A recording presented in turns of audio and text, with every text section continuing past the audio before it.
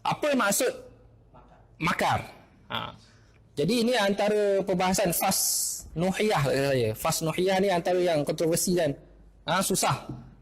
Bahkan saya pun tak mampulah faham, saya pernah menanya, tapi mungkin kita boleh jawablah salah fahamnya di situ.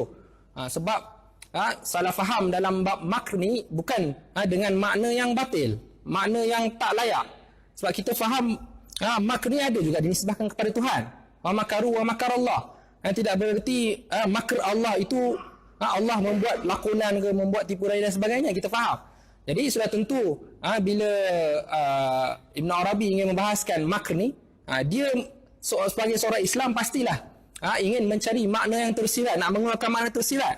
Bukan bererti mengeluarkan makna tersirat itu kan, ataupun membuat analogi di situ bererti dia menafikan makna yang zahir. Bukan. Sebab tu kita lihat dalam syarah sendiri, makr bil mad'u di islahi amri wa irsyadihi min haitsu la yash'ur. Jadi makr di sini sebenarnya untuk islah, untuk mendidik seorang itu tanpa dia sedari. Jadi bukan bererti dia makr ni dia melakukan satu lakonan dan sebagainya. Sebab tu contohnya kalau kita seorang cikgu, kita tak payah nak bagi contoh. Ustaz Rashid pandai kena belajar. Ustaz Rashid. Jadi contohnya seorang cikgu, dia ada murid-murid yang nakal. Jadi macam mana dia nak didik murid yang nakal ni berubah? Kan? Kalau dia terus kata kau ni jahat, kau ni nakal lah, terus buang sekolah dan sebagainya, kan? Dia tak jadilah, tak berhasil lah. Jadi macam mana Nabi Nuh ni dia nak balas apa yang dilakukan oleh kaum dia.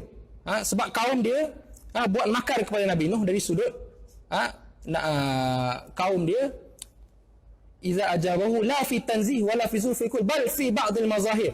Dia hanya menerima dakwah Nabi Nuh pada ba'dil mazahir, pada dakwah yang pada sebahagian aspek saja, bukan pada tanzih, pada tauhid dan sebagainya. Jadi mereka telah membuat makr kepada Nabi Nuh. Jadi macam mana Nabi Nuh nak ubah dia orang tu? Jadi Nabi Nuh melakukan makr dengan makna yang layak. Sebab tu dalam matan sendiri depan tu ala basirah. Jadi makr ala basirah ni dia dah jadi konteks yang positif. Ala basirah ni makr dengan bukan atas dasar taklid ikut-ikutan, tapi ala basirah, dia tahu macam mana nak didik, nak dakwah dan sebagainya. Nabi Nuh ni saling bermakaran.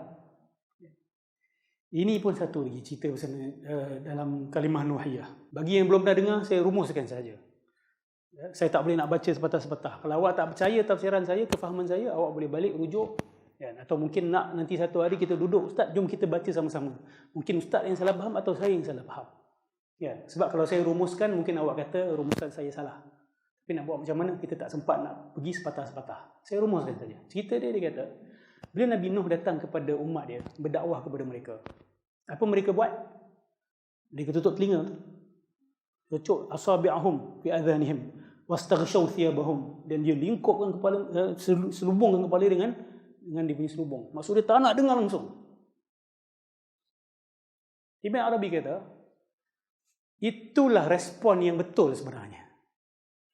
Kerana kaum Nabi Nuh tahu bahawa Nabi Nuh ingin mendakwahkan mereka kepada hanya tanzih, sedangkan hanya tanzih itu tidak betul.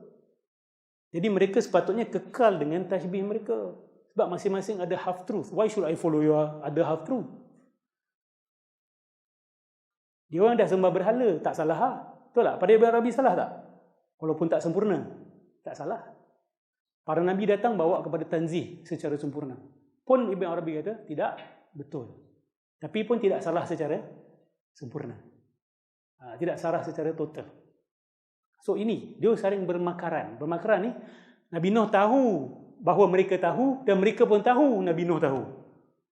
Jadi dia orang saling bermakaran, berdrama-drama, berkonspirasi sesama sendiri. So ni cerita psycho ni. Ni psycho. Ni ada masalah. Wa alima annahum innama lam yujibu da'watahu lima fiha minal furqan. Kerana dakwah para nabi ni dia memisahkan tashbih dengan tanzih. Itu dia panggil furqan. Wal amru Quran ataupun qiran, la furqan. Hakikat sebenar adalah awak kena gandingkan, cantumkan, Qurankan antara tasbih dengan tanzih, bukan furqan. Nabi Nuh bawa kepada furqan ke kepada qiran ataupun Quran? Pada Ibn Arabi, Nabi Nuh membawa kepada furqan. Sebab tu umat dia tak patut jawab dia. Walau anna Nuhan ya'ti bimithli hadhil ayah lafzan ajabuhu. Lafzan apa? Kalau Nabi Nuh bawa ayat laisa kamithli syai' wa huwas samiul basir. Ibn Arabi kata ayat ini mencantumkan tasbih dan tanzih. Sebab apa? First Allah kata apa? Laisa kamithli syai', tak ada yang macam dia. Itu tanzih. Kemudian dia kata wa huwas samiul basir. Kita ada sama, kita ada basar. Maksud dia Allah mentasbihkan. Jadi tanzih dan tasbih dicantumkan. Jadi kalau Nabi Nuh bawa dakwah Nabi Muhammad, umat dia akan sambut dia. Maksud dia Nabi Nuh salah ke betul? Separuh salah.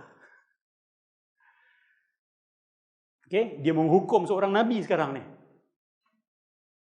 Okey.